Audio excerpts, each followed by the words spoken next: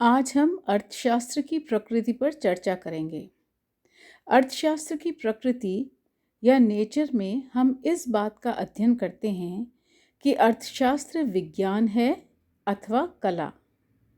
दूसरा, यह वास्तविक विज्ञान है अथवा आदर्शात्मक विज्ञान, यानी यह पॉजिटिव साइंस है या नॉर्मेटिव साइंस।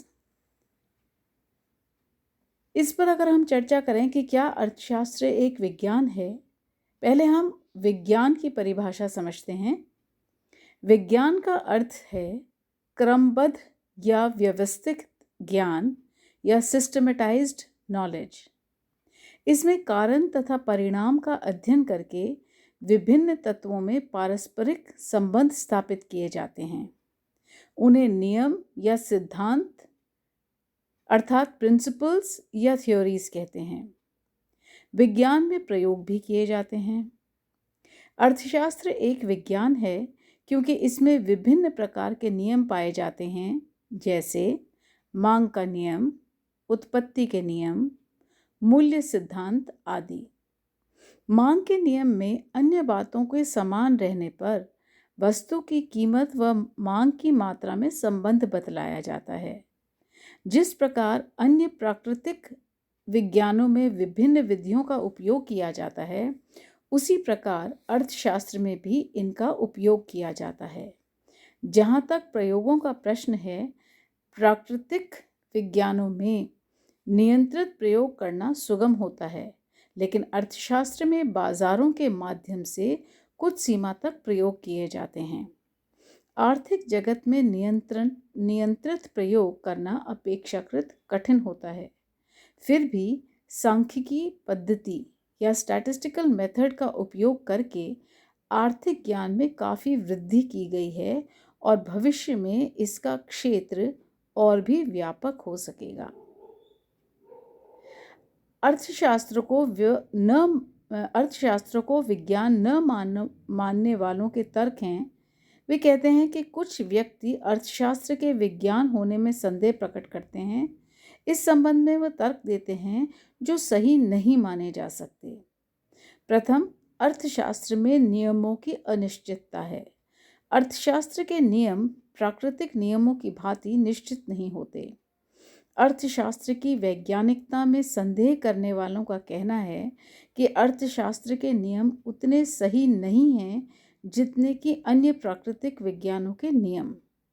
स्वयं मार्शल ने अर्थशास्त्र के नियमों की तुलना लॉ ऑफ ग्रेविटेशन से न करके ज्वार भाटे के नियमों या लॉ ऑफ टाइड से की है, जो कम निश्चित होते हैं, क्योंकि समुद्र में तूफान, वर्षा आदि से ज्वार भाटे के समय व इनकी तीव्रता में अंतर हो सकता है। अर्थशास्त्र के नियमों में कम निश्चितता का कारण यह बतलाया गया है कि इसका संबंध मानवीय व्यवहार से होता है, जो बहुत अनिश्चित व परिवर्तनशील होता है। इसमें नियंत्रित प्रयोग नहीं हो सकते।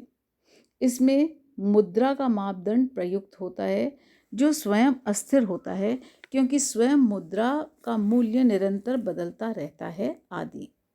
अर्थशास्त्र के नियम वैज्ञानिक विधियों का उपयोग करके बनाए गए हैं, इसलिए उनकी वैज्ञानिकता में संदेह नहीं किया जाना चाहिए। फिर ये प्राकृतिक विज्ञानों के नियमों से चाहे कम निश्चित हों, लेकिन अन्य सामाजिक विज्ञानों के नियमों से तो अधिक सही व सुनिश्चित होते हैं। जहाँ तक नियमों के पीछे अन्य बातों को यथास्थिर मानने का प्रश्न है, ऐसा तो सभी विज्ञानों में किया जाता है, इसलिए यह दोष नहीं है। रॉबिन्स ने अर्थशास्त्र के नियमों के पीछे पाई जाने वाली मान्यताओं या अजम्पशंस को इतना सही मानते हैं कि उन्हें अर्थशास्त्र में के कुछ नियमों जैसे सीमांत उपयोगिता हास नियम, उत्पत्ति हास नियम आदि की सत्यता में संदेह करने का कोई कारण प्रतीत ही नहीं होता है। दूसरा, अर्थशास्त्रियों में परस्पर मतभेद। अर्थशास्त्रियों में आपस में काफ़ी मतभेद को देखते हुए भी अर्थशास्त्र को विज्ञान कहने में संकोच किया है। बर्नार्ड शॉ ने एक बार कहा था कि यदि दुनिया के अर्थशास्त्रियों को एक साथ बिठा दिया जाए तो कभी किसी एक निष्कर्ष पर नहीं पहुंच सकेंगे। इसके उत्तर में यह कहा जा सकता है कि आर्थिक नीति संबंधी विषयों में विभिन्न अर्थशास्त्रियों के आदर्शात्मक दृष्टिकोण या नॉर्मेटिव स्टैंड में अंतर होने से उनमें मतभेदों का पाया जाना स्वाभाविक है। यदि किसी आर्थिक विषय पर विशुद्ध सैद्धांतिक दृष्टिकोण से विचार किया जाए तो संभवतः मतभेदों का क्षेत्र काफ़ी कम हो जाए। अतः अर्थशास्त्रियों की व्यक्तिगत पसंद व दृष्टिकोण का उनके नीति संबंधी निर्णयों पर अवश्य प्रभाव पड़ता है, जिससे मतभेद बढ़ जाते हैं। यह बात वास्तविक अर्थशास्त्र व आदर्शात्मक अर्थशास्त्र के अध्ययन के बाद अधिक स्पष्ट हो जाएगी। क्या है यह वास्तविक अर्थशास्त्र है? क्या है कि विवेचन में इतना मतभेद नहीं पाया जाता जितना क्या होना चाहिए या आदर्शात्मक अर्थशास्त्र के संबंध में पाया गया है। तीसरा, भावी अनुमान लगाने में कठिनाई। अर्थशास्त्र में भावी घटनाओं के बारे में अनुमान नहीं लगाए जा सकते और यदि लगाए भी जाते हैं तो वे प्राय सही नहीं निकलते। इसलिए अर्थशास्त्र को विज्ञान का दर्जा नहीं मिल सकता। यह तर्क भी मिथ्या है।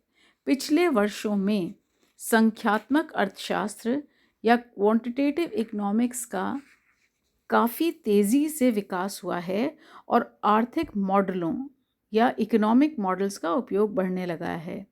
इससे अर्थशास्त्री की अनुमान लगाने की क्षमता बढ़ी है।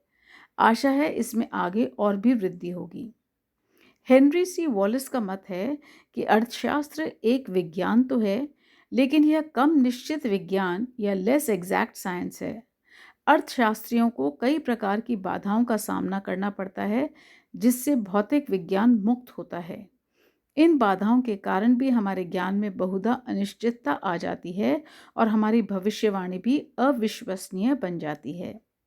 आर्थिक जीवन की वास्तविकता बड़ी जटिल होती है और उस पर काबू पाना भी कठिन होता है। पहले अपने तथ्य लाओ या फैक्ट्स लाओ कहने वाले व्यक्ति कोई मामूली ढंग का आदेश नहीं देता है। दुनिया में असंख्य व्यक्तियों, अनेक वस्तुओं व उनकी कीमतों, असीमित क्रय विक्रय आदि का सामना करना कोई आसान बात नहीं है। अर्थशास्त्री नियंत्रित किस्म के में प्रयोग भी नहीं कर सकते। अर्थशास्त्र में कुछ भी निश्चित नहीं है, कुछ भी संभव हो सकता है और प्रत्येक चीज़ दूसरी चीज़ पर आश्रित होती है। अर्थात in economics nothing is certain, anything is possible and everything depends on everything else. अर्थशास्त्री को प्राय यह समझने में कठिनाई होती है कि अर्थशास्त्र में क्या हो रहा है। इन बाधाओं के बावजूद अर्थशास्त्री प्रगति कर रहे हैं। कीन्स व उनके बाद कई अर्थशास्त्रियों ने आर्थिक मंदी को दूर करने के संबंध में महत्वपूर्ण सिद्धांतों का प्रतिपादन किया है और अन्य क्षेत्रों में भी प्रगति की गई है। इस विवेचन से यह सार निकलता है कि हमें अर्थशास्त्र को विज्ञान स्वीकार करने में कोई कठिनाई नहीं होनी चाहिए। गणित व सांख्यिकी के प्रयोग से अर्थशास्त्र की वैज्ञानिकता में निरंतर निखार आ रहा है। फिर भी अर्थशास्त्र के सामाजिक विज्ञान होने के कारण कुछ कठिनाइयां तो रहेंगी ही। सैद्धांतिक अर्थशास्त्र के स्तर को और भी ऊंचा उठाकर अर्थशास्त्र को अधिक वैज्ञानिकता प्रदान की जा सकती है। आजकल गणित के बढ़ते हुए प्रयोग से चिढ़ जाने से लोगों को ऐसा लगने लगा है कि अर्थशास्त्र जहाँ विज्ञान सरीका लगता है वहाँ यह अर्थशास्त्र नहीं, और जहाँ अर्थशास्त्र है वहाँ पर यह विज्ञान सरीका नहीं है। लेकिन सच यह है कि वैज्ञानिक विधियों का प्रयोग करके आर्थिक जीवन में कई बिंदुओं पर कार्य तथा परिणामों के बीच संबंध की स्थापना कर सकने के कारण अर्थशास्त्र का अपना विज्ञान तैयार हो गया है और गणित के बढ़ते हुए प्रयोग से यह विज्ञान दिनों दिन अधिक प्रगति करता जा रहा है।